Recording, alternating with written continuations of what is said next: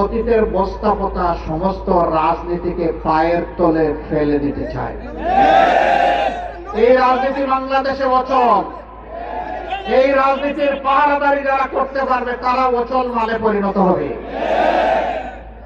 এখন বাংলাদেশে নতুন রাজনীতি করতে হবে, যেই রাজনীতি হবে দেশ জাতি স্বাধীনতা এবং সার্বভৌমত্বের পক্ষে, যেই রাজনীতি হবে বিশ্বে মাথা উঁচু করে দেওয়ানোর পক্ষে, যেই রাজনীতি হবে দুর্নীতির বিপক্ষে, যেই রাজনীতি হবে চাঁদাবাজদের বিপক্ষে, যেই রাজনীতি হবে দখলবাজদের বিপক্ষে, যেই রাজনীতি হবে মামলাবাজদের বিপক্ষে, যেই রাজনীতি হবে দর্শনকারীদের বিপক্ষে।